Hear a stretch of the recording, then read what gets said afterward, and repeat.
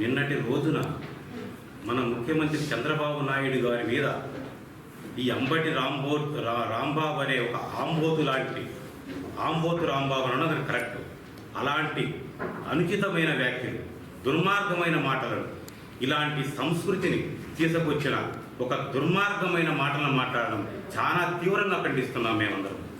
ఎలాగంటే అలాంటి మాటలు మన సంస్కృతిలో, అలాంటి వైసీపీ పాలనలో అలాంటి దుర్మార్గుల అనుచిత వ్యాఖ్యలుగా చేయడం అనేది చాలా విచారం వ్యక్తం చేస్తున్నాం. ఎందుకు దుర్మార్గంగా ఇలా మాట్లాడుతున్నాడు అనేది ప్రతి ఒక్క టీడీపీ కార్యకర్త కూడా ఈరోజు అతని మీద బగ్గున మండిపోతున్నాం.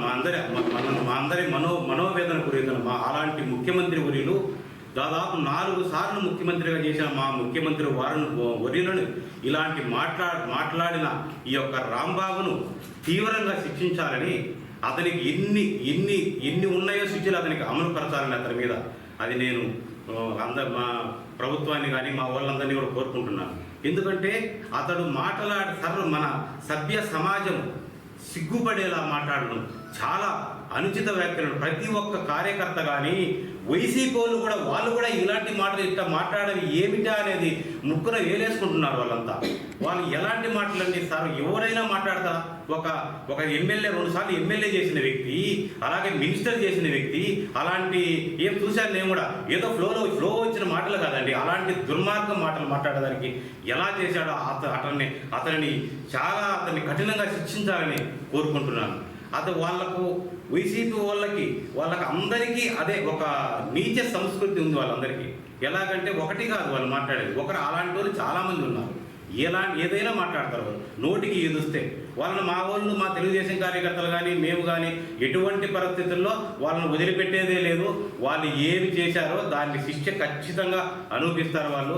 ఇలాంటి మాటలు మేము ఎక్కడ అనలేదండి. ఒక మినిస్టర్గా చేసిన వ్యక్తి ఇలా మాట్లాడడం చూస్తూ ఉంటే మా కార్యకర్తలకు కానీ మాకు కానీ చాలా ఉడికిపోతున్నాం మేమంతా. వాడిని చూస్తే ఆ మాటలది ఒకసారి యూట్యూబ్లో కానీ చూస్తే ఏంది ఇలా మాట్లాడా అనిపిస్తూ ఉంది. అందువల్ల అతను ఎటువంటి పరిస్థితుల్లో వదిలిపెట్టే ప్రసక్తి లేదు. అతనికి మన శిక్ష, వాళ్ళకి ఎటువంటి పరిస్థితుల్లో శిక్ష పడడం ఖచ్చితంగా జరుగుతుంది. ఇలాంటి మాటలు ఇంకొక వ్యక్తి మాట్లాడకన్నా కఠినంగా శిక్షించాలని మీ అందరి ద్వారా కానీ మా ప్రభుత్వంలో మా చంద్రబాబు నాయుడు సార్ కానీ దాన్ని చూసి ఖచ్చితంగా అతని మీద చర్యలు తీసుకోకంటే ఇలాంటి ఆంబోతులు ఏదైనా మాట్లాడితే బరి తెగించి మాట్లాడడానికి వాళ్ళు తయారుగా అవుతారు. ఇలాంటి దుర్మార్గంగా మాట్లాడే వాళ్ళని కఠినంగా శిక్షించాలని కోరుకుంటున్నాను. థ్యాంక్ యూ అండి. Thank you.